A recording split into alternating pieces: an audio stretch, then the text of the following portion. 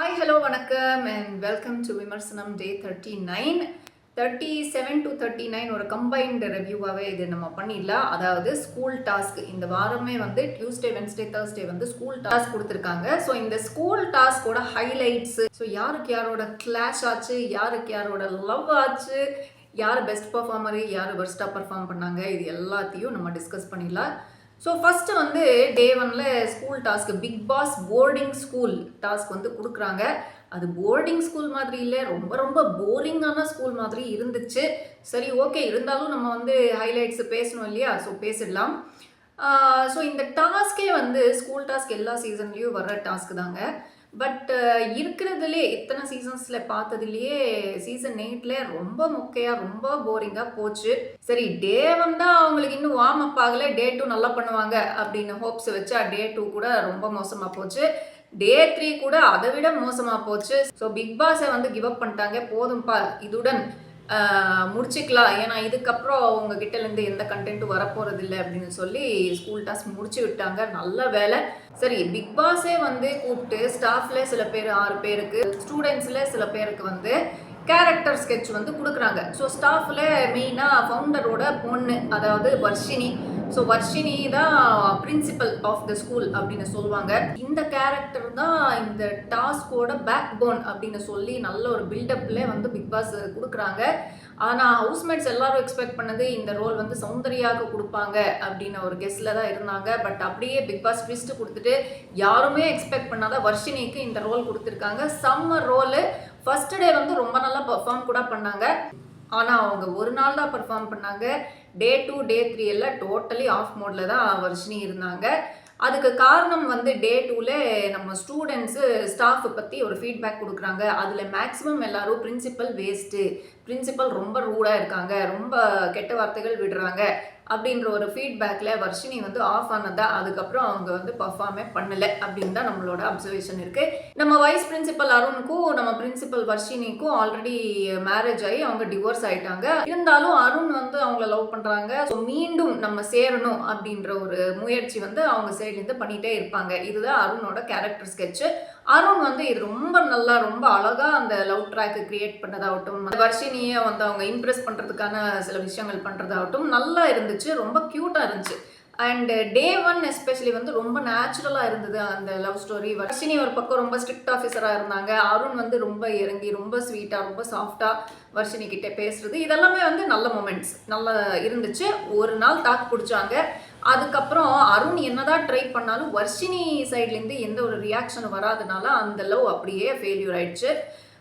So மற்ற students யாருக்கு வந்து பிக் பாஸ் ஸ்கெட்ச் கொடுத்தாங்க அப்படின்னா சத்யாவுக்கு, ராணவுக்கு, சாச்சனாவுக்கு, முத்துவுக்கு, தீபக்கு. ராணவுக்கு சத்யாவுக்கும் கிட்டத்தட்ட சிமிலர் கேரக்டர் ஸ்கெட்ச் தான். நீங்கள் ரெபெல்ஸு ரூல்ஸ் எல்லாம் உங்களுக்கு பெருசாக அப்ளை ஆகாது அப்படின்னு வந்து சொல்கிறாங்க. அண்ட் ராணவுக்கு ஒரு எக்ஸ்ட்ரா ஃபிட்டிங் வந்து ஸ்டூடெண்ட்ஸை வந்து மாட்டி விடுறாங்க ஸ்டாஃபு கிட்ட. ஸோ பேசிக்கலி ஒரு ஸ்பை மாதிரி தான் அப்படின்ற ஒரு கேரக்டர். ஆனால் கொஞ்சம் மக்கு அப்படின்னு சொல்கிறாங்க. சொன்ன உடனே மற்ற ஹவுஸ்மேட்ஸுக்கு பயங்கர ஒரு ஹாப்பி. அது என்னவோ ராணுவ குத்துனா மட்டும் ஹவுஸ்மேட்ஸுக்கு அவ்வளோ ஒரு சந்தோஷம், என்னன்னு தெரியல. ஓகே, இதுக்கப்புறம் என்னாச்சு, சாச்சனாவுக்கு வந்து நீங்கள் பயங்கர படிப்ஸு, basically nerdy character, first bencher அந்த மாதிரி. முத்துவுக்கு கிட்டத்தட்ட அந்த மாதிரி தான். தீபக்கு வந்து பிரின்சிபலுக்கு ஒரு ஸ்பை மாதிரி அப்படின்னு தீபக்கோட ரோல் கொடுக்குறாங்க. இந்த மாதிரி கேரக்டர் ஸ்கெட்ச் வந்து சில பேருக்கு கொடுத்தாங்க. மீதி எல்லாரும் உங்கள் இஷ்டத்துக்கு நீங்கள் வந்து கேரக்டர் டிசைன் பண்ணிக்கோங்க, ஆனால் நல்லா டிசைன் பண்ணி நல்லா பர்ஃபார்மன்ஸ் பண்ணிடுங்கப்பா, ஏதோ ஒரு கண்டென்ட் கொடுங்கப்பா அப்படின்றது வந்து இன்னும் பிக் பாஸ் ஒரு ஃபீலிங்கில் இருக்காங்க. ஆனால் எந்த கண்டென்ட்டும் ஸ்டூடெண்ட் சைட்லேருந்து கடைசி வரைக்கும் வரவே இல்லை. இதுதான் வந்து ரொம்ப டிசப்பாயிண்டிங்கான ஒரு விஷயம். ஸ்டூடெண்ட்ஸ் வந்து ஒரு 2 லவ் ட்ராக் வந்து டிசைட் பண்ணுறாங்க. அதாவது பவித்ராவுக்கும் சத்யாவுக்கும் ஒரு லவ் அப்படின்னு டிசைட் பண்ணுறாங்க. ஆனால் அது சாதாரண லவ் கிடையாது, ஒரு லவ் ட்ரையாங்கிள். ராணவ் வந்து சேர்ந்துக்கிறாங்க. ஸோ பேசிக்கலி சத்யாவும் பவித்ராவும் லவர்ஸு. ராணவ் வந்து ஒன் சைடு லவ்வாக பவித்ராவுக்கு ரூட் விடுறாங்க. இன்னொரு பக்கம் வந்து தர்ஷிகா அண்ட் விஷால் வந்து ஒரு லவ் ட்ராக் பண்ணுறாங்க. இன்னொரு பக்கம் வந்து சௌந்தர்யாவும் ரயானும் ஒரு லவ் ட்ராக் இல்லை அப்படின்னு சொல்கிறாங்க. பெஸ்ட் ஃப்ரெண்ட்ஸ், நம்ம லவ் பண்ணல அப்படின்னு தான் சொல்லிட்டு கடைசி வரைக்கும் அதை வந்து மெயின்டைன் பண்ணுறாங்க. இருக்குது ஆனால் இல்லை அப்படின்னு சொல்லி ஒரு மெயின்டைன் பண்ணுறாங்க ஒரு ட்ராக்ல. இதுதான் கிட்டத்தட்ட ஒரு கேரக்டர் டெவலப்மெண்ட்டு. முத்து எல்லாம் வந்து டீச்சர்ஸ் பெட் மாதிரி. ஸோ ஒரு கிளாஸ் லீடர் மாதிரி டிசிப்ளின் இம்ப்ளிமெண்ட் பண்ணக்கூடிய ஒரு கேரக்டர் மாதிரி அவங்க எடுத்திருக்காங்க. ஸோ இந்த மாதிரி நடக்குது. டே 1ல என்ன ஆச்சு அப்படின்னா, ராணவ் வந்து அவங்களோட கேரக்டர் நல்லா தான் எடுத்து பண்ணுறாங்க. டோட்டலி ரெபல் மாதிரி யார் என்ன சொன்னாலும் அது கேட்க மாட்டாங்க. டீச்சர்கிட்ட வம்பு இழுத்துட்டே வராங்க. ஸோ இந்த கேரக்டர் பார்த்து ஸ்டாஃப் எல்லாம் வந்து பயங்கர கொஞ்சம் வெக்ஸ் ஆகிடுறாங்க. ஆப்வியஸ்லி அதுதானே அவங்களோட ரோலு, நல்லா பண்ணாங்க. ஸோ இதெல்லாம் பார்த்து பிரேக்கில் வந்து மற்ற ஸ்டூடெண்ட்ஸ் எல்லாருமே வந்து ராணவை பிடிச்சி, நீ ஏன் வந்து ரொம்ப ஓவராக பண்ணிகிட்ருக்க, நீ வந்து ஸ்டாஃப் பேச்சு கேட்கணும், எல்லாத்துக்கும் நீ வந்து ரெபல் பண்ணால் அது நல்லாவே இல்லை அப்படின்னு சொல்லி ஆளாளுக்கு வந்து ஒரு ஃபீட்பேக் கொடுத்துட்டே போகிறாங்க. இது வந்து ராணுவுக்கு பயங்கரமாக இரிட்டேட் ஆகுது. அவங்க சொல்கிறது என்னன்னா, எனக்கு ஒரு கேரக்டர் கொடுத்துருக்காங்க பிக் பாஸ், அது நான் எடுத்து பண்ணிகிட்ருக்கேன், அது உங்களுக்கு பிடிக்குதோ இல்லையோன்றது இங்கே பாயிண்ட் கிடையாது, எனக்கான ஒரு கிரியேட்டிவிட்டி இருக்குது, அதுக்கேற்ற மாதிரி நான் பண்ணிகிட்ருக்கேன் அப்படின்னு சொல்லும்போது அன்ஷிதா வந்து கொஞ்சம் ரைஸ் ஆகுறாங்க. ஏன் உனக்கு மட்டும் சப்போர்ட் மட்டும்தான் பண்ணுமா, கிரிட்டிசிசம் சொன்னால் நீ அக்செப்ட் பண்ணிக்க மாட்டியா அப்படின்னு அங்கே ஆரம்பித்த ஒரு சண்டை தான் மொத்த ஹவுஸ்மேட்ஸ் வர்சஸ் ராணவ் அப்படின்ற ஒரு சிச்சுவேஷன் கிரியேட் ஆயிடுச்சு. ஜென்யூன்னா ராணுவை வந்து அப்படி ஓரமாக கார்னர் பண்ணி விட்டாங்க நம்ம ஹவுஸ்மேட்ஸ் எல்லாரும் சேர்ந்து. அங்கே ராணுவ சைடு வந்து தப்பே கிடையாதுங்க, அவங்களுக்கு கொடுக்கப்பட்ட கேரக்டர் அவங்க வந்து நல்லாவே பண்ணிட்டு இருக்காங்க. அண்ட் அந்த கேரக்டர் படியும் வந்து அவங்க அடுத்தவங்களை ப்ரொவோக் பண்ணணும். ஸோ அவங்க என்ன சொல்கிறாங்க, ஆளாளுக்கு வந்து எனக்கு ஃபீட்பேக் கொடுக்குறீங்க அப்படின்னா நீங்கள் எல்லாம் ஒழுங்காக பண்ணியிருக்கீங்களா அப்படின்னு சொல்லும்போது, எங்கேருந்தோ சௌந்தர்யா வந்து உள்ளே பூந்து நம்ம என்ன பண்ணோம் சொல்லு, நம்ம ஒன்றுமே பண்ணலையே அப்படின்னு கேட்கும்போது சூப்பரான ஒரு கவுண்டர் ராணவ் கொடுக்குறாங்க. ஒன்றுமே பண்ணல தானே, அப்புறம் இதுக்கப்புறமாவது ஏதாவது ஒழுங்காக பண்ணுங்க பர்ஃபார்மன்ஸ் அப்படின்னு சொல்லி போகிறாங்க. அன்ஷிதா வந்து உன்னை சப்போர்ட் பண்ணேன்னு உடஞ்ச டேப் ரெக்கார்டர் மாதிரியே கற்றுட்டே இருக்காங்க. ஸோ ராணவ் வந்து அங்கேயும் ஒரு செம்மையான ஒரு கவுண்டர் கொடுக்குறாங்க. ஏங்க சொல்கிறதே சொல்லிட்டு இருக்கீங்க, போங்க டைலாக் மாற்றுங்க அப்படின்னு சொல்லி அன்ஷிதாவை ஆஃப் பண்ணுறாங்க. ஸோ இந்த மாதிரி மொத்த ஹவுஸுமே வந்து ராணவுக்கு எதிரியாக ஃபார்ம் ஆயிட்டாங்க. இதுதான் வந்து நடந்தது. இது வந்து ராணவ் வேணும்னே எதுவுமே பண்ணல, அவங்க கேரக்டர் அவங்க சூப்பராக பர்ஃபார்ம் பண்ணதுனால அடுத்தவங்களுக்கு ஒரு சைடு பொறாம, இன்னொரு சைடு வந்து இரிட்டேஷன் எல்லாமே சேர்ந்து டே 1ல ராணவ வச்சு செஞ்சிட்டோம் அப்படின்னு நினைச்ச ஹவுஸ்மேட்ஸுக்கு தெரியாது, day 1 was the game changer for Ranav's Bigg Boss game. So ராணவோட ஆட்டம் ஆரம்பிச்சது. டே 1ல எல்லாரோடைய சண்டைகளும் ரொம்ப காமாக அவங்க ஃபேஸ் பண்ணாங்க. எந்த ஒரு இடத்துலையும் கெட்ட வார்த்தை விடல, எந்த ஒரு இடத்துலையும் யாரையும் பர்சனலாக அவங்க ஹர்ட் பண்ணல. கேமை படி நான் இது பண்ணியிருக்கேன், கேமை படி நீங்கள் ஒழுங்காக விளையாடுங்க, நீங்கள் பண்ணுங்க, பண்ணாமல் போங்க, உங்களுக்கு நான் வந்து ஃபீட்பேக் கொடுக்கல, எனக்கு நீங்கள் கொடுக்கக்கூடாது அப்படின்றது தான் அவங்களோட ஸ்டாண்டு. இங்கே அருண் வந்து ஓரளவுக்கு as a vice principal and as a captain வந்து ஓரளவுக்கு பேலன்ஸ் பண்ண ட்ரை பண்ணாங்க. பட் அவங்க மேக்ஸிமம் அட்வைஸ் கொடுத்தது ராணவுக்கு தான். அவங்க சொல்லிட்டே இருந்தது என்னன்னா, நீ வந்து இந்த கேரக்டர் பண்ணுற அதெல்லாம் ஓகே, ஆனால் கேரக்டருக்கு ஒரு மீட்டர் இருக்குது, அந்த மீட்டர் தாண்டி நீ வந்து லைன் கிராஸ் பண்ணதான் அடுத்தவங்களுக்கு இரிட்டேட் ஆகுது அப்படின்னு தான் சொல்லிட்டு இருக்காங்க. நீங்கள் கேரக்டரில் இருங்க, கேரக்டர் பண்ணுங்க அப்படின்னு தான் அருணோட அட்வைஸ் ரிப்பீட்டடாக. அன்ஷிதா ஒரு பக்கம் உடஞ்ச டேப் ரெக்கார்டர் மாதிரி சொல்கிற மாதிரி தான் அருண் வந்து கேரக்டர் பற்றியே சொல்லிட்டு இருக்காங்க. இன்னொரு பக்கம் முத்து வந்து சொல்கிறாங்க, நீ ரோல் பண்ணு, ஆனால் எல்லாருக்கும் பிடிச்ச மாதிரி நீ பர்ஃபார்ம் பண்ணு அப்படின்னு சொல்லிட்டு போகிறாங்க. இது முத்துக்கிட்டேருந்து நான் எக்ஸ்பெக்டே பண்ணல.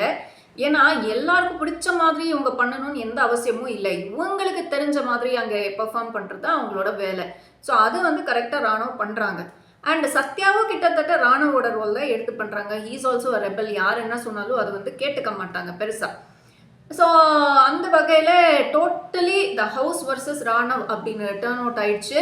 இது வந்து இதுக்கு முன்னாடி நடந்த நாமினேஷன்லேயே நம்ம பார்த்தோம், முக்காவாசி ஹவுஸ்மேட்ஸ் எல்லாருமே வந்து ராணவ் தான் நாமினேட் பண்ணியிருக்காங்க. அண்ட் ராணவ் வந்து டைரக்ட் நாமினேஷனில் சௌந்தர்யா நேம் சொன்னதுனால சௌந்தர்யாவுக்கு ஒரு ஸ்பெஷல் ஒரு வன்மம் ராணவ் மேலே. எல்லா இடத்துலையும் அவங்க உள்ளே பூந்து அந்த வன்மத்தை கக்கிட்டு இருக்காங்க. ஸோ ஒரு இடத்துல அது டே 1ல நடந்த சண்டையில எல்லாம் வந்து இவெல்லாம் ஒரு மக்கு, இவனுக்கு ஒன்றுமே புரியாது, சீசன் ஃபுல்லாக இவனுக்கு எக்ஸ்பிளைன் பண்ணாலும் அவன் மண்டைக்குள்ளே ஒன்றும் போகாது அப்படின்ற ரேஞ்சில் எல்லாம் பேசியிருக்காங்க. இது கம்ப்ளீட் பர்சனல் அட்டாக் தாங்க. ஸோ கேமை படி நீங்கள் பேசுங்க, இதெல்லாம் நீங்கள் வந்து எதுக்கு பேசுகிறீங்க அப்படின்ற கேள்வி வருது. சௌந்தர்யா வந்து பேசுகிற விதமே வந்து அந்த பாடி லாங்குவேஜ் எல்லாமே பார்க்கும்போது she is not talking, she is parking அப்படின்னு இருக்குது. ரொம்ப ஒரு புள்ளி மாதிரி இருக்குது. புள்ளி மாதிரி இல்லை, புள்ளி தான் அப்படின்னு தான் சொல்லணும். இந்த புல்லினஸ் வந்து அப்பப்போ எட்டி பார்த்துட்டு போச்சு. ஸோ அப்போ எல்லாம் நம்ம வந்து அவ்வளோ சீரியஸாக கவனிக்கல. ஃபார் எக்ஸாம்பிள் அருண் வந்து நமத்து போன பட்டாசு அப்படின்னு குத்தும் போதெல்லாம் இவங்க வந்து மிரட்டுறாங்க, என்ன போய் எப்படி நீ நமத்து போன பட்டாசுன்னு சொல்ற, யாரா இவன் எல்லாம் ஃபர்ஸ்ட்லேருந்து எடுத்துட்டு வர பேசுவானா அப்படின்னு எல்லாம் அந்த ரேஞ்சில் மிரட்டினாங்க. அதுக்கப்புறமாவும் வந்து சுனிதா கேரக்டர் எடுத்து பண்ணும்போது சுனிதாவோட அந்த சண்டைகள் மட்டும்தான் அவங்க வந்து ரெஜிஸ்டர் பண்ணாங்க. அந்த சண்டைகளும் எப்படி ரெஜிஸ்டர் பண்ணாங்க, ஓவர் பர்ஃபார்மன்ஸ் பண்ணி கொஞ்சம் புள்ளி மாதிரி தான் அவங்க வந்து ரெஜிஸ்டர் பண்ணாங்க. அண்ட் இப்போ கூட சௌந்தர்யா வர்சஸ் சத்யா அந்த லிவிங் ஏரியா ப்ரொடெஸ்ட்ல அப்படி என்ன எவ்வளோ நேரம் வெயிட் பண்றது, ஒரு முடிவு பட மாட்டியா அப்படின்னு சொல்லி ஸ்வர்ணா ரேஞ்சில் ஒரு பர்ஃபார்மன்ஸ் பண்ணாங்கல்ல. ஸோ இதெல்லாம் பார்க்கும்போது when we connect the dots backwards, இது பர்ஃபார்மன்ஸ் கிடையாதுங்க, இதுதான் அவங்களோட ரியல் கேரக்டரே அப்படின்னு சொல்ற மாதிரி ஆயிடுச்சு. she is a bully தான். எஸ்பெஷலி அகேன்ஸ்ட் ராணவ் வந்து ரொம்ப ரொம்ப பர்சனலாக ரொம்ப ரொம்ப ஹார்ஷாக வந்து அவங்க ட்ரீட் பண்ணிட்டு இருக்காங்க ராணவை. இது பார்க்கும்போது ரொம்ப கஷ்டமாக இருக்குது. ராணவ் பார்த்தா ரொம்ப பாவமாக இருக்குது. இப்போ ஒரு பக்கம் ஸ்டூடெண்ட்ஸ் பற்றி பேசிட்டோம். ஸ்டாஃப் எல்லாம் எப்படி பண்ணாங்க அப்படின்னா, மஞ்சரி வந்து இந்த தமிழ் அம்மா ரோல் வந்து நல்லா தான் பண்ணாங்க. கிளாஸ் எல்லாம் நல்லா எடுத்தாங்க. கொஞ்சம் ஸ்ட்ரிக்டாக கொஞ்சம் அத்தாரிட்டேட்டிவாக நல்லா பண்ணாங்க. இன்னொரு பக்கம் நம்ம ஜெஃப்ரி பிடி மாஸ்டர் வந்து என்ன பண்ணாங்கன்னு அவங்களுக்கு தெரியல, என்ன பண்ணணுன்றதும் கூட தெரியல. ஸோ அவங்களோட ரோல் கிட்டத்தட்ட யூஸ்லெஸ்ஸாக தான் இருக்குது. சிவா வந்து வாட்ச்மேனு, அவங்க டே 1 டே 2ல வந்து பெருசாக ஒன்றும் பண்ணல. தனியாக போய் நின்று ஒரு சபதம் ஸ்பீச் எல்லாம் கொடுத்துட்ருக்காங்க. அவங்க சொல்கிறது, நான் ஃபவுண்டருக்காக இந்த ஸ்கூலை நான் காப்பாற்றுறேன், இந்த ஸ்கூலு முன்னாடி இருந்த மாதிரி நான் வந்து கொண்டு வரேன் அப்படின்னு ஒரு சபதம் விடுறாங்க. அந்த சோலோ பர்ஃபார்மன்ஸ் எல்லாம் பெருசாக இம்ப்ரெஸ் ஆகலை. ஆனால் ஃபைனலாக சில்ட்ரன்ஸ் டேக்கு ஸ்டாஃப் எல்லாம் ஒரு டேலண்ட் ஷோ பண்ணும்போது அங்கே ஒரு மோனோலாக் பண்ணுறாங்க. ரொம்ப இன்ட்ரெஸ்டிங்காக இருந்தது. எஸ்பெஷலி ஃபார் சில்ட்ரன் அது வந்து ரொம்ப இன்ட்ரெஸ்டிங்காக இருந்திருக்கும். as Mickey mouse, as கூஃபி, as பாப்பாய், அந்த மாதிரி பயங்கர ஒரு வாய்ஸ் மாடுலேஷனில் 3 கேரக்டர்ஸ் வந்து ஒருத்தரே வந்து பண்ணுறாங்க. ரொம்ப நல்லா இருந்தது அது. அண்ட் அதே மாதிரி வர்ஷினி வந்து கிளாசிக்கல் சிங்கர்னு எனக்கும் தெரியல, நல்ல ஒரு பாட்டு பாடினாங்க. ஸோ அது வந்து ஒரு நல்ல சர்ப்ரைஸாக இருந்தது. ஸோ வர்ஷினி பாடும்போது அருண் வந்து ரொம்ப ஒரு க்யூட்டான ஒரு ரியாக்ஷன் கொடுத்தாங்க. அது ஒரு ஹைலைட்டாக இருந்துச்சு. ஸோ இது பார்க்க நல்லா இருந்தது. ஓகே, மற்ற யார்? தென் ஃபைனலி நம்ம moral science teacher France returned Jacqueline, அவங்களோட பர்ஃபார்மன்ஸ் எப்படி இருந்துச்சு as a moral science teacher அப்படின்னு கேட்டிங்கன்னா, எனக்கு அப்படியே சீசன் 7ல் நம்ம அர்ச்சனா ஸ்டெல்லா மிஸ்ஸாக வந்தாங்கல்ல மாரல் சயின்ஸ் டீச்சராக, சூப்பராக பண்ணாங்க. அவங்க சொல்லி கொடுத்த விஷயங்கள் எல்லாம். ஸோ அந்த டைமில் பயங்கரமாக புள்ளி செய்யப்பட்ட, கார்னர் செய்யப்பட்ட ஒரு ஸ்டேஜில் அவங்க இருந்தாங்க. ஸோ அத்தனை விஷயங்களும் அவங்க ஃபேஸ் பண்ண விஷயங்கள் எல்லாமே வன்மத்தை கக்கிற மாதிரி இல்லாமல் மாரல் சயின்ஸ் லெசன்ஸ் மாதிரி அவங்க வந்து சொல்லியிருந்தாங்க. பியூட்டிஃபுல் பர்ஃபார்மன்ஸ் வந்து அவங்க கொடுத்துருந்தாங்க. அது இன்னமும் எனக்கு வந்து ஞாபகம் இருக்குது. ஸோ அர்ச்சனாவுக்கு கம்பேர் பண்ணால் ஜாக்லினோட பர்ஃபார்மன்ஸ் கிட்டேயே வர முடியலைங்க. So unfortunately this is true. But Jacqueline has a lot of artistic potential. ஆனால் அந்த பொட்டென்ஷியல் எதுவுமே அவங்க வந்து இந்த டாஸ்கில் கொண்டு வரல. ஸ்டார் ஹோட்டல் டாஸ்கில் ஓரளவுக்கு நல்லா தான் பண்ணாங்க ஹாசினி. பட் அந்த ஒரு ஃபயர் வந்து இந்த டாஸ்கில் அவங்க காட்டவே இல்லை. அவங்க வந்து எல்லா இடத்துலையும் ரொம்ப எமோஷ்னல் ஆகிட்டு அழுது கதறி ஒரு கண்டென்ட் க்ரியேட் பண்ணுறேன்னு போனாங்க. அதுவும் வந்து ஒர்க் அவுட்டே ஆகலை அவங்களுக்கு. ஸோ மாரல் சயின்ஸ் கிளாஸில் என்ன ஆகுது அப்படின்னா, டே 1ல் அவங்களே வந்து ஸ்டூடெண்ட்ஸை கேட்குறாங்க. ஸோ உங்களுடைய கருத்துக்கள் சொல்லுங்கள். தீபக் என்ன சொல்கிறாங்க அப்படின்னா, கட்டுறது கையளவு, கல்லாதது உலக அளவு. அதாவது நமக்கு தெரிஞ்ச விஷயம் வந்து ரொம்ப ரொம்ப கம்மி, தெரியாதது நிறைய இருக்குது. So we have so much to learn, we have to be humble அப்படின்ற ரேஞ்சில் வந்து அவங்க பேசினாங்க. இது வந்து ஜாக்லினுக்கு அவங்க வந்து டார்கெட்டடாக சொன்னாங்களா இல்லை பொதுவாக சொன்னாங்களான்றது தெரியாது. ஜாக்லினுக்கு அவங்க டார்கெட்டடாக சொல்லியிருந்தாலும் சரி, ஓகே, அது வந்து அவங்களுக்கு ஜாக்லினுக்கு இருக்கிற அந்த டைனமிக்னு வச்சுக்கலாம். ஏன்னா இப்போ தான் வந்து அந்த சிங்க் மேட்டரில் வந்து உங்களுக்கு மேனர்ஸ் இல்லையா, கிச்சன் சிங்கில் துப்புறீங்களே, உங்களுக்கு அவ்வளோ கூட தெரியலையா அப்படின்னு வந்து ஒரு சண்டை போச்சுல வீக்கெண்டில். அதை வந்து மைண்டில் வச்சுட்டு கூட தீபக்கு பேசியிருக்கலாம். பட் எனக்கு அப்படி தோணலை. சரி, ஃபார் சேக் ஆஃப் ஆர்குமெண்ட் அப்படியே வச்சுக்கலாம். டே 2ல் என்ன ஆகுது, இப்போது ஜாக்லின் வந்து நான் உங்களுக்கு மாரல் சயின்ஸ் லெசன் தரேன் அப்படின்னு சொல்லி தீபக்கு என்ன சொல்கிறாங்க, ஒரு குட்டி கதை சொல்கிறாங்க. குரங்கு வந்து ஒரு மாங்காய் சீடு பிளான்ட் பண்ணி அது வளருமா வளருமா வளருமான்னு டெய்லி அது வந்து நோண்டி நோண்டி நோண்டி பார்த்துட்டே இருக்கா. ஸோ குரங்கு அம்மா வந்து சொல்லிடுச்சா, நீ நோண்டிட்டே இருந்தால் அது வந்து 10-15 வருஷம் ஆனாலும் அது வந்து வளராது, ஃப்ரீயாக விட்டாதான் அது வந்து சீக்கிரமாக நல்லா வளரும் அப்படின்ற ஒரு மெசேஜ் தான் ஜாக்லின் சொல்கிறாங்க. இது வந்து தீபக்குக்கு ஸ்பெசிஃபிக்காக அவங்க சொல்கிறாங்க. அதாவது ஒருத்தருக்கு ஒரு விஷயம் சொல்லிட்டீங்க அப்படின்னா விட்டுறணும். அது நோண்டி நோண்டி இன்ஸ்ட்ரக்ஷன் மேலே இன்ஸ்ட்ரக்ஷன் கொடுத்துட்டே போறீங்கன்னா அந்த விஷயமே நடக்காது. இந்த ஒரு கருத்து பர்சனலான ஒரு விஷயம்தான், அதில் மாற்று கருத்தே கிடையாது. அவங்களுக்கு தீபக் மேலே இருக்கிற ஒரு பர்சனல் அப்சர்வேஷன் தான் இங்கே வந்து ஒரு கருத்தாக இவங்க சொல்கிறாங்க. பட் இந்த விஷயம் வந்து தீபக்கும் அந்த வீட்டில் பண்ணிட்டு இருக்காங்க. நிறைய பேர் இந்த ஃபீட்பேக் கொடுத்துருக்காங்க. நாங்களும் நிறைய இடத்துல இது பார்த்துருக்கோம். ஃபார் எக்ஸாம்பிள் விஷாலும் நிறைய இடத்துல சொல்லியிருக்காங்க, கிச்சனில் நான் ஒரு வேலை பண்ணிட்டு இருக்கேன் அப்படின்னா பின்னாலேருந்து அது பண்ணு இது பண்ணு அது பண்ணாத இது பண்ணாதன்னு இன்ஸ்ட்ரக்ஷன் கொடுத்துட்டே போகிறாங்க, எனக்கு பயங்கர இரிட்டேட் ஆகுது அப்படின்னு சொல்லியிருக்காங்க. முத்துக்கும் ஒரு டைமில் அந்த அரிசி பிரச்சனையில் வந்து பயங்கர ஹார்ஷாக வந்து திட்டிருந்தாங்க. அந்த அரிசி வந்து ஃப்ரெஷ் அரிசி ஏன் நீ வெளியில் வைக்கிற, அதெல்லாம் நீ பண்ணாத, ஃப்ரிட்ஜில் திருப்பி போடு அப்படின்னு சொல்லி ஃப்ரிட்ஜில் வெய் வெளியில் வெய் அப்படின்னு சொல்லி இன்ஸ்ட்ரக்ஷன் மேலே இன்ஸ்ட்ரக்ஷன் கொடுத்துட்டே போனாங்க. ஸோ இந்த மாதிரி ஓவர் இன்ஸ்ட்ரக்ஷன் கொடுக்குறது தீபக் பண்ணுறாங்க தான். ஸோ அது வந்து ஒரு உண்மையான அப்சர்வேஷன் தான், நாங்களும் பண்ணியிருக்கோம். பட் இங்கே ஜாக்லின் வந்து என்ன பண்ணுறாங்க, இதே மாதிரி ஒவ்வொருத்தருக்கும் ஃபார் எக்ஸாம்பிள் சௌந்தர்யாவுக்கும் அவங்க சொல்கிறது என்னென்னா, வாய்ப்பு வரும்னு நீங்கள் வெயிட் பண்ண முடியாது, நீங்களும் அந்த வாய்ப்பு எடுத்து நீங்கள் அந்த வாய்ப்பை நல்லா யூட்டிலைஸ் பண்ணணும். அதே மாதிரி ரஞ்சித்துக்கும் சொல்கிறாங்க, பாயிண்ட் வரும்னு வெயிட் பண்ணக்கூடாது, இது வந்த பாயிண்ட்டை நீங்கள் டைமிங்கில் எடுத்து நீங்கள் பேசணும் அப்படின்னு சொல்லி எல்லாருக்கும் ஒரு மாரல் கருத்து சொல்கிறாங்க. ஆனால் அவங்க சொன்ன கருத்து எதுவுமே இந்த ஸ்கூல் டாஸ்க்கு ரெலவெண்ட் இல்லை. இந்த கேமில் இதுவரை இவ்வளோ வாரம் அவங்க கேமில் இருந்து அவங்களோட அப்சர்வேஷன் தான் இங்கே எடுத்து வைக்கிறாங்க. ஸ்டூடெண்ட்ஸ் பொறுத்த வரைக்கும் மாரல் சயின்ஸ் டீச்சர் வந்து பர்சனலாக பேசுகிறாங்க, இந்த ஸ்கூல் டாஸ்க் பற்றி பேசவே இல்லை அப்படின்ற ஒரு கருத்து இருக்குது. பட் இங்கே ஐ டேக் ஜாக்லின் சைடு. ஏன்னா ஜாக்லின் பொறுத்த வரைக்கும் ஸ்கூல் டாஸ்கில் ஒரு ஸ்டூடெண்ட்டும் அவங்களுடைய கேரக்டரை ஸ்ட்ராங்காக பண்ணியிருந்தா அவங்க ஸ்கூல் டாஸ்கில் அவங்களோட கேரக்டர் பற்றி இவங்க கருத்துக்கள் சொல்லியிருப்பாங்க. பட் அது வந்து ஸ்ட்ராங்காக யாருமே எடுத்து பண்ணல, ஸ்ட்ராங்கான ஒரு கேரக்டர் டெவலப்மெண்ட் யாருமே பண்ணல. ஸோ இவங்களுக்கு அங்கே சொல்கிறதுக்கு வேறு பாயிண்ட் இல்லை. ஸோ அவங்களுடைய ஜென்ரல் அப்சர்வேஷன் அவங்க வந்து வைக்கிறாங்க. ஸோ இங்கே ஜாக்லினை நான் குறை சொல்ல முடியல. இதுக்கப்புறம் இந்த ஒரு விஷயத்தை வச்சு ஜாக்லினுக்கும் அருணுக்கும் ஒரு பயங்கரமாக ஒரு சண்டை நடக்குது. அதாவது இந்த விஷாலு தர்ஷிகா ஒரு லவ் ட்ராக் வந்து கிரியேட் பண்ணியிருக்காங்க இல்லையா, ஸோ அதை பற்றி ஒரு விஷயம் போகுது. இந்த ஸ்கூலில் லவ் பண்ணுறதெல்லாம் ரூல்ஸுக்கு எகென்ஸ்ட்டு, இது வந்து பண்ணுறது தப்பு, டிசிப்ளினரி ஆக்ஷன் எடுக்கணும் அப்படின்ற ஒரு முடிவு பண்ணுறாங்க ஸ்டாஃப்.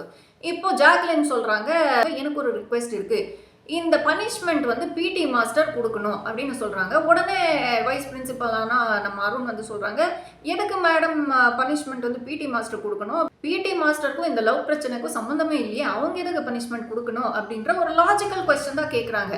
இதுக்கு ஜாக்லின் பயங்கரமாக ஓவர் ரியாக்ட் பண்ணி, பாருங்க சார், இதுக்கப்புறம் எந்த ஸ்டாஃப் மீட்டிங்கும் என்னை கூப்பிடாதீங்க, எனக்கு இன்ட்ரெஸ்ட் இல்லை அப்படின்னு சொல்லி அங்கே அருண் கேட்குறது ஒன்றுதான். இப்போ என்ன ஆச்சு மேடம், நான் என்ன சொல்லிட்டேன் அப்படின்னு சொல்லும்போது, இல்லை சார் இது சரி வரல, நான் எப்போ சார் சொன்னேன் பனிஷ்மெண்ட்ன்ற வார்த்தை அப்படின்னு சொல்லும்போது அருணுக்கு அப்படியே ஷாக் ஆயிடுச்சு. என்னம்மா இப்போதானேம்மா சொன்னேன் பிடி மாஸ்டர் பனிஷ்மெண்ட் கொடுப்பாங்க அப்படின்னு, அர்த்தம் நான் சொல்லவே இல்லை, நான் ஒப்பீனியன் அப்படின்னு தான் சொன்னேன் அப்படின்னு பச்சையாக போய் சொல்கிறாங்க ஜாக்லின்னு.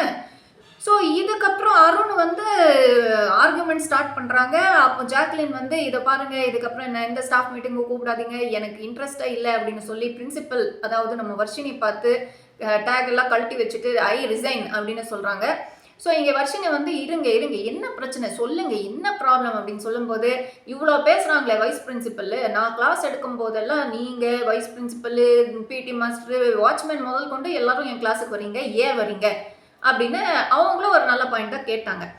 ஸோ அருண் வந்து உடனே சொல்கிறாங்க, நான் வருவேன், அது என்னோட ஒர்க். ஸ்டூடெண்ட்ஸ் நிறைய பேர் உங்களை பற்றி ஒரு கம்ப்ளைண்ட் கொடுத்துருக்காங்க, நீங்கள் வந்து ஸ்கூல் டாஸ்க் சம்மந்தமாக மாரல் சயின்ஸ் கிளாஸ் எடுக்கவே இல்லை, நீங்கள் பர்சனலாக அவங்கள வந்து அட்டாக் பண்ணுறீங்க அப்படின்னு ஒரு கம்ப்ளைண்ட் இருக்குது. அது உண்மையா இல்லையான்ற விசாரணை செய்கிறதுக்காக தான் நான் வந்து உங்கள் கிளாஸில் வந்தேன், ஆனால் நீங்கள் அதை பண்ணுறீங்க. சத்யாவுக்கும் நீங்கள் வந்து கேப்டன்சி பற்றி சொல்லியிருக்கீங்க, ஸோ இது நான் கண்ணாலே பார்த்துருக்கேன் அப்படின்னு சொல்லும்போது ஜாக்லினுக்கு பயங்கரமாக அப்செட் ஆகுது. ஸோ அவங்க வந்து பேசிட்டே இருக்காங்க, அவங்க வந்து அருணை வந்து அப்படியே பிராண்ட் பண்ணிகிட்டே இருக்காங்க, அவங்க சொல்கிறது மாற்றி பேசிகிட்டு இருக்காங்க, நான் பேசினதெல்லாம் ட்விஸ்ட் பண்ணுறாங்க, மேனிப்புலேஷன் பண்ணுறாங்க, இதுதான் வைஸ் பிரின்சிபல் பண்ணுறாங்க, எனக்கு இது தேவையே இல்லை அப்படின்னு சொல்லி அருண் கேட்ட ஒரு லாஜிக்கல் கேள்விக்கு அவங்களால அங்கே பதில் சொல்ல முடியல. ஸோ அவங்க சொல்கிறது தீபக் தான் ஆரம்பிச்சுது, டே 1ல தீபக் தான் சொன்னது, கட்டுறது கையளவு கல்லாதது உலக அளவு அப்படின்னு எல்லாம் சொல்லி பேசிக்கலி எனக்கு ஒன்றும் தெரியாது அப்படின்னு தான் அவங்க வந்து சொல்ல வராங்க. அதனால தான் செகண்ட் டே நான் வந்து அந்த குரங்கு கதை சொன்னேன். பேசிக்கலி நீங்கள் நோண்டிகிட்டே இருக்காதீங்க, ஒருத்தருக்கு ஒரு விஷயம் சொன்னால் விட்டுறணும் அப்படின்ற அர்த்தத்தில் தான் நான் சொன்னேன் அப்படின்னு சொல்லும்போது அருண் வந்து அப்போ நீங்கள் பர்சனலாக தானே பேசுனீங்க அப்படின்னு சொல்லும்போது நீங்கள் தீபக்கை கூப்பிட்டு கேளுங்க, நான் பர்சனலாக சொல்லவே இல்லை, நான் வந்து பொதுவாக தான் அவங்களுக்கு சொன்னேன், பர்சனலாக நான் எங்கே ஹர்ட் பண்ணேன் அப்படின்னு சொல்லும்போது தீபக்கை கூப்பிடுறாங்க. ஸோ இங்கே மஞ்சரி மேடமும் வந்துடுறாங்க. ஸோ தீபக்குக்கும் ஒரு க்ரில்லிங் செஷன் நடக்குது. தீபக் வந்து ரொம்ப ஸ்மார்ட்டாக இதை ஹேண்டில் பண்ணுறாங்க. ஸோ அவங்க எனக்கு பர்சனலாக டார்கெட் பண்ண மாதிரி தான் எனக்கு ஃபீல் ஆச்சு. இல்லைன்னு அவங்க சொன்னாங்கன்னா சரி ஓகே நான் வந்து அக்செப்ட் பண்ணிக்கிறேன், நோ ப்ராப்ளம் அப்படின்னு வந்து ரொம்ப கூல் அண்ட் கேஷுவலாக சொல்கிறாங்க. அதுக்குள்ளே ஜாக்லின் வந்து பயங்கரமாக ஹீட்டட் அப் ஆகிட்டு இதுக்கப்புறம் அவங்களுக்கு டிஃபெண்ட் பண்ணிக்கிறதுக்கு பாயிண்ட்ஸே இல்லை. ஸோ அப்படியே அழுதுட்டு ஓடி போகிறாங்க, பாத்ரூம்குள்ளே லாக் பண்ணிக்கிறாங்க. ஸோ கேர்ள்ஸ் எல்லாருமே அவங்க பின்னால் போகிறாங்க, அவங்கள கன்சோல் பண்ணுறதுக்கு ட்ரை பண்ணுறாங்க. ஸோ பேசிக்கலி அவங்க சொல்கிறது என்னன்னா, அவங்க சொன்னால் மட்டும் நான் ஹர்ட் ஆகக்கூடாது, நான் சொன்னது எல்லாமே எல்லாருக்கும் பர்சனலாக ஹர்ட் ஆகுது, இது ரொம்ப அநியாயம் அப்படின்னு சொல்லி அழுறாங்க. நான் சொல்கிறது என்னன்னா, அருண் கேட்ட பாயிண்ட்ஸு, அருண் கேட்ட கேள்விகள் 100% லாஜிக்கலான கேள்விகள் தான். பட் ஜாக்லின் சைடும் வந்து அங்கே நியாயம் இருக்கு. ஆமா நான் சொன்னேன், ஏன்னா இந்த ஸ்கூல் டாஸ்க்ல பெருசா எனக்கு சொல்றதுக்கு பாயிண்ட்ஸ் இல்லை. ஸோ நான் வந்து ஜென்ரலா அவங்களோட கேம் வைஸ் பிஹேவியர் வச்சு தான் நான் வந்து கருத்துக்கள் சொன்னேன், என்ன இப்போ அப்படின்னு கேட்டிருந்தா அங்கே விஷயமே முடிஞ்சிருக்கும். அது கேட்காம அவங்க வந்து அப்படியே மலப்பி மேனிப்புலேட் பண்ணி ட்விஸ்ட் பண்ணி வச்சதுனால தான் இங்கே பிரச்சனையே வருது. But pure and pure content கிரியேஷனாக தான் ஜாக்லின் இந்த மொத்த விஷயத்த வந்து எக்ஸாஜரேட் பண்ணாங்கன்னு தான் எனக்கு ஃபீல் ஆச்சு. சரி, டே 1ல இவ்வளோ விஷயங்கள் ஆச்சு. ஆனால் இவ்வளோ விஷயங்கள் நடந்தாலும் அந்த ஸ்கூல் டாஸ்க் சுவாரஸ்யமாக இருந்ததா அப்படின்னா இல்லவே இல்லை. ஸ்டூடெண்ட்ஸு கூட அவங்களோட ரோல்ஸ் எல்லாமே வந்து ரொம்ப கிளம்ஸியாக ஹேண்டில் பண்ணாங்க. இதெல்லாம் பார்த்து பிக் பாஸுக்கே வந்து ஹோப்ஸ் போயிடுச்சு. இதுக்கப்புறம் நம்ம வந்து ஆர்கானிக்காக கண்டென்ட் எதிர்பார்க்க முடியாது அப்படின்னு சொல்லி தீபக் கன்ஃபெஷன் ரூமை கூப்பிட்டு அவங்களுக்கு சீக்ரெட் டாஸ்க் கொடுக்குறாங்க. பாருங்க, இன்னைக்கு நைட்டு ஹாஸ்டல்லு ஃபுல்லாக அல்லோல கல்லோலம் ஆக்கிடணும், ஸ்டாஃபை வந்து ப்ரொவோக் பண்ணணும், ட்ரிகர் பண்ணணும், இதுதான் உங்களுடைய டாஸ்க், என்ன வேணாலும் பண்ணுங்க, நோ ரூல்ஸ் அப்ளை அப்படின்னு சொல்கிறாங்க. தீபக் வெளியில் வந்து இது முத்துக்கு சொல்கிறாங்க. ஸோ முத்து வந்து இன்சார்ஜ் எடுக்கிறாங்க. ஸோ மொத்த கான்செப்ட், டைரெக்ஷனு, இன்ஸ்ட்ரக்ஷன்ஸு எல்லாமே முத்து வந்து ஸ்டூடெண்ட்ஸுக்கு கொடுக்குறாங்க. அதாவது நம்ம வந்து ப்ளே பண்ணலாம், பவித்ரா சத்யாவும் ராணுவும் ஒரு லவ் ட்ரையாங்கிளில் ஒரு சண்டை ஆரம்பிங்க. ஸோ ஃபைனலி பவித்ரா வந்து எனக்கு 2 பேரும் வேண்டாம் போங்கடா அப்படின்னு சொல்லி ஒரு விஷயத்த முடிங்க, அங்கேருந்து நம்ம டேக் ஓவர் பண்ணுவோம். ஸோ பவித்ரா வேண்டாம்னு சொன்ன உடனே ராணுவ பயங்கரமாக அப்செட் ஆகிட்டு நான் லவ் பண்ணலைன்னா வேற எவனுமே லவ் பண்ணக்கூடாது இந்த ஸ்கூலில் அப்படின்ற ஒரு ஸ்டாண்ட் எடுக்கணும். ஸோ அதை பார்த்து ஸ்கூலில் பாதி ஸ்டூடெண்ட்ஸ் வந்து லவ்க்கு எகென்ஸ்டாக போயிடணும், மீதி பேர் வந்து லவ்க்கு ஃபாராக இருக்கணும். இந்த மாதிரி நல்ல ஒரு கான்செப்ட் வந்து கிரியேட் பண்ணுறாங்க. ஸோ எல்லாரும் ஓகே பண்ணுறாங்க, எல்லாரும் அதே மாதிரி தான் ஸ்டார்ட் பண்ணுறாங்க. பவித்ரா சத்யா அண்ட் ராணுவ ஃபைட் வந்து ரொம்ப நல்லா இருந்தது, நல்லா ஆரம்பித்தாங்க. அவங்களோட பர்ஃபார்மன்ஸஸும் வந்து ரொம்ப நேச்சுரலாக இருந்துச்சு. ஸோ அதுக்கப்புறம் எல்லாரும் அவங்களுடைய கொடுக்கப்பட்ட கேரக்டர்ஸ் எடுத்துகிட்டு பண்ணாங்க. ஆனால் ரொம்ப அதில் வந்து பர்சனல் விஷயத்த கொண்டு வந்துட்டாங்க. ஸோ அதுவும் டே 1ல நடந்த மாதிரியே டே 2லேயும் ரொம்ப பர்சனலாக போயிடுச்சு. அகேன் இங்கே சௌந்தர்யா வந்து மீண்டும் ரூல்ஸ் பிரேக் பண்ணி பாய்ஸ் ரூமுக்குள்ளே வந்து அங்கே தேவையே இல்லாத ஒரு பர்ஃபார்மன்ஸ் பண்ணிட்டு இருக்காங்க.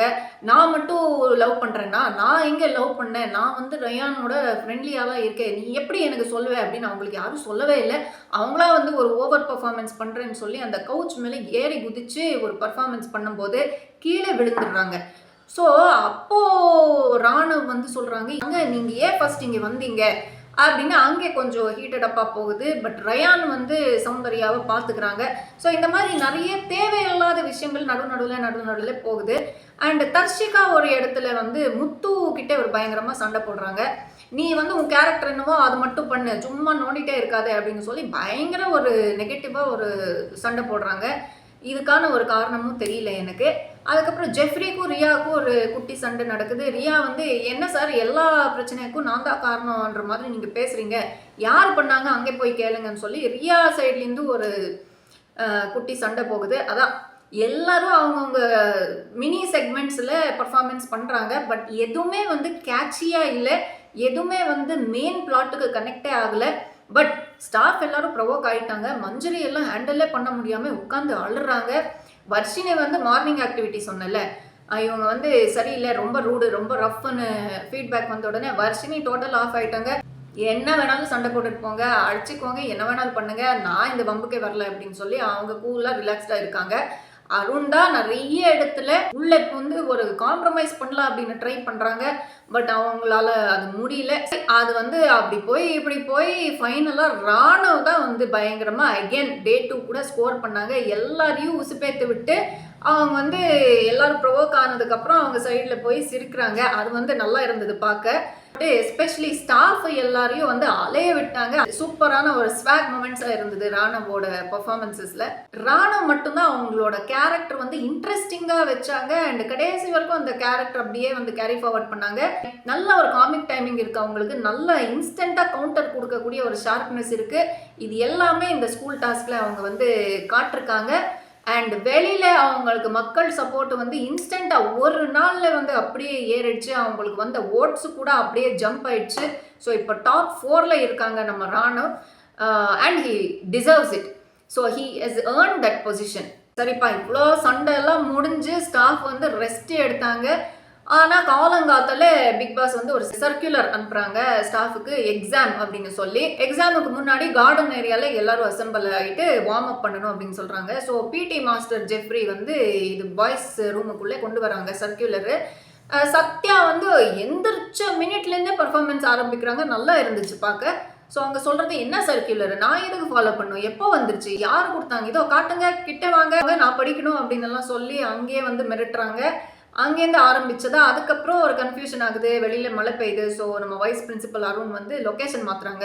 வெளியில் கார்டன் ஏரியா வேண்டாம், லிவிங் ஏரியாவுக்கு வாங்கன்னு சொல்றாங்க. இது கேட்டு மீண்டும் சத்யா வந்து என்ன ஆளாளுக்கு மாத்தி மாத்தி பேசிட்டு இருக்கீங்க, கார்டன் ஏரியா சொல்றீங்க, லிவிங் ஏரியா சொல்றீங்க, இப்போ நம்ம எங்கேயா போகணும், நான் வரமாட்டேன் அப்படின்னு சொல்லி அடம் பிடிக்கிறாங்க ஒரு பக்கம். இன்னொரு பக்கம் ராணவும் வந்து இதே தான் சொல்றாங்க. நம்ம வாட்ச்மேன் சிவா கிட்ட இதுதான் புலம்புறாங்க. இது என்னங்க ஆளுக்கு மாத்தி மாத்தி பேசுறாங்க, இப்போ லிவிங் ஏரியாவா கார்டன் ஏரியாவா அப்படின்னு பேசுறதுக்குள்ள அருண் வந்து ராணுவ பிடிச்சி, இணையா நீ எப்போ பார்த்தாலும் அவுட் ஆஃப் கேரக்டர் தான் பண்ணிட்டு இருக்க நீ அப்படின்னு சொல்லி அவங்கள இழுத்து பிடிச்சி அப்படி தள்ளுறாங்க அந்த அசம்பிளி லைன்ல. இதுதான் எனக்கு வந்து பிடிக்காத ஒரு விஷயம். அருண் என்னதான் பெர்ஃபார்மன்ஸ் நல்லா பண்ணாலும், என்னதான் அவங்க வந்து ஃபைட்ஸ் ரிசால்வ் பண்ண ட்ரை பண்ணாலும் ஒரு பயங்கர பார்ஷியாலிட்டி காட்டுறாங்க ராணுவ விஷயத்துல. ராணவ் மட்டும்தான் அவங்க கண்ணுக்கு தெரியுறாங்க. ராணவ் மட்டும்தான் அவங்க அட்வைஸ் கொடுக்குறாங்களா? மற்ற அவங்க ஃப்ரெண்ட்ஸ் இருக்காங்க. விஷால் எல்லாம் வந்து வீட்டுக்குள்ளேயே இருக்காங்க. இன்னும் வெளியில கார்டன் ஏரியாக்கே வரவே இல்லை. இன்னொரு பக்கம் சத்யாவும் அதே மாதிரி ரெபெல்லியஸாக தான் பேசிட்டு இருக்காங்க. நான் வரல, நான் பண்ணல அப்படின்னு சொல்லி. சத்யாவுக்கும் விஷாலுக்கும் கொடுத்த அந்த சலுகை வந்து ராணுவையே கொடுக்கல. ராணுவ மட்டும் இழுத்து பிடிச்சி தள்ளி தள்ளி ஒரு விஷயத்த பண்றாங்க. அது எல்லா விஷயத்திலையும் ராணுவுக்கு தான் அட்வைஸ் கொடுக்குறாங்க. இந்த அட்வைஸ் ஏன் வேற யாருக்கும் அருண் கொடுக்கல? ஆக மொத்தத்தில் ராணவ் பார்த்தா ஹவுஸ்மேட்ஸு பெருசாக யாருக்குமே பிடிக்கல. ஹார்ஷ் பிஹேவியர், அந்த ஹேட்ரட் வந்து ராணவ் மேலே காட்டிகிட்டே வர்றாங்க. இதெல்லாம் பார்க்கும்போது ராணவ் மேலே உண்மையிலே ஒரு சிம்பத்தி நமக்கு வருது. அண்ட் இது நியாயமான ஒரு சிம்பத்தி தான். ஏன்னா ராணவ் வந்து தப்பே பண்ணலைங்க. அவங்க கேரக்டர் என்னவோ அதுதான் பண்ணிட்டு இருக்காங்க. அவங்க யாரையும் வந்து போய் பர்சனலாக ஹர்ட் பண்ணல. அவங்க யாரையும் வந்து நான் எக்ஸ்போஸ் பண்ணுறேன்னு கூட அவங்க போகவே இல்லை. ஆனால் தானாக வந்து வாய் விட்டு எக்ஸ்போஸ் ஆகிட்டு இருக்காங்க நம்ம ஹவுஸ்மேட்ஸு. ஃபார் எக்ஸாம்பிள் 3rd டே காலையில் வந்து மிரரில் நம்ம தர்ஷிகா எழுதுறாங்க. ஒரு ப்ராங்க்ன்ற பேரில் ஒரு விஷயத்த பண்ணுறாங்க. விஷு லவ்ஸ் தர்ஷு அப்படின்னு எழுதுறாங்க. அதுக்கப்புறம் சாச்சனாக்கு சொல்கிறாங்க, சரி சரி இது பார்க்கட்டும், பார்த்ததுக்கப்புறம் ஒரு வேலை பண்ணலாம் அப்படின்னு சொல்லி போயிடுறாங்க. இது பார்த்த ராணவ் வந்து உடனே பிரின்சிபல் கூப்பிட்டு சொல்கிறாங்க, பாருங்களேன் யாரோ இப்படி எழுதியிருக்காங்க, இப்படி எல்லாம் பண்ணலாமா, இது கரெக்டா அப்படின்னு சொல்லி அங்கே வந்து கோத்து விடுறாங்க. ஏன்னா அதுதான் உங்களோட கேரக்டர், இவங்க ஒரு ஸ்பையாக வேலை செய்யணும். ஸோ இது பார்த்த வர்ஷினி வந்து சரிப்பா ஓகே நான் பார்த்துக்கிறேன் அப்படின்னு சொல்லணுமா, இல்லை நீ என்ன லூசுத்தனமாக ஒன்று பண்ணுற, நீ தான் பண்ணியிருப்ப அப்படின்னு சொல்லி ராணவ் மேலேயே சஸ்பெஷன் வைக்கிறாங்க நம்ம வர்ஷினி.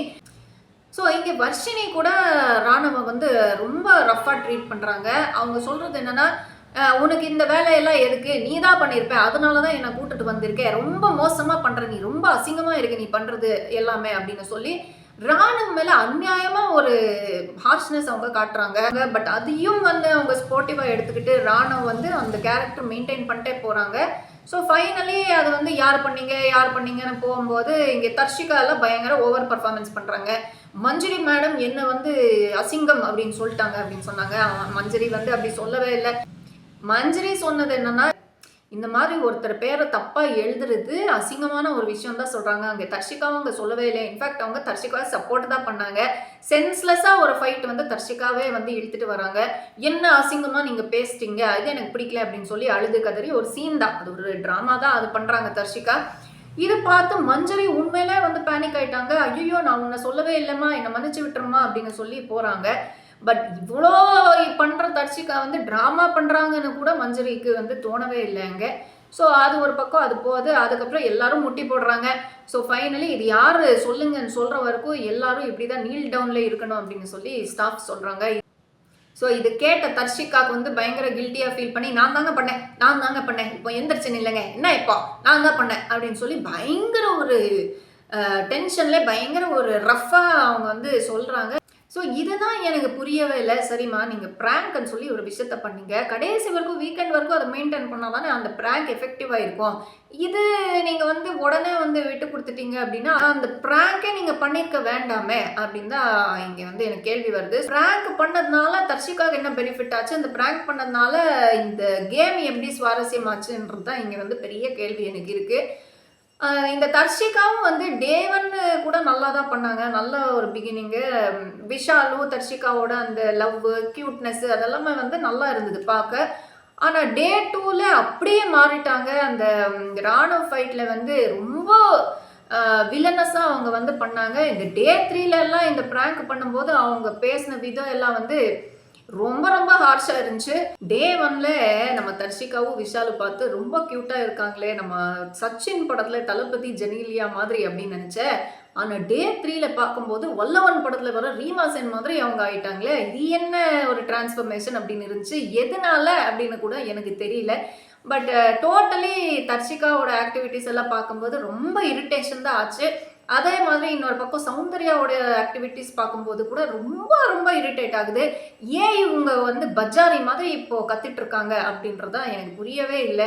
ஸோ கடைசி வரைக்கும் ஸ்டூடெண்ட்ஸும் சரி ஸ்டாஃபும் சரி அவங்களுக்கு கொடுக்கப்பட்ட கேரக்டர்ஸ் எதுவுமே சரியாக பண்ணல அப்படின்றதா என்னோட ஃபைனல் அப்சர்வேஷன் இங்கே.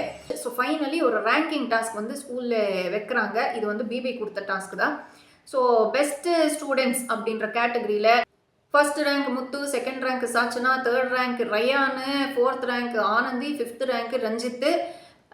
இது எல்லாமே வந்து டாப் 5 பார்க்கும்போது இவங்க என்ன பர்ஃபார்ம் பண்ணாங்க அப்படின்னு இருக்குது. ஒன்றுமே பெருசாக எஃபெக்டிவாக இல்லை.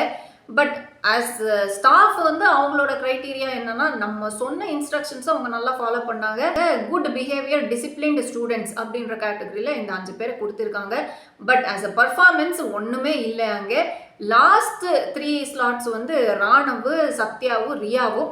ஸோ ராணவ் அண்ட் சத்யா தான் ஓரளவுக்கு நல்லா பெர்ஃபார்ம் பண்ணாங்க. In fact best performer of the school task is Ranav, undoubtedly நான் சொல்கிறேன். அந்த ஹவுஸ்மேட்ஸும் வந்து அப்சர்வ் பண்ணியிருக்காங்க. ஆனால் எந்த அளவுக்கு அவங்க பெஸ்ட் பர்ஃபார்மன்ஸ்ன்ற ஒரு செலெக்ஷன் வரும்போது ராணவோட பேர் சொல்லுவாங்க அப்படின்றது காத்திருந்து பார்க்கணும்.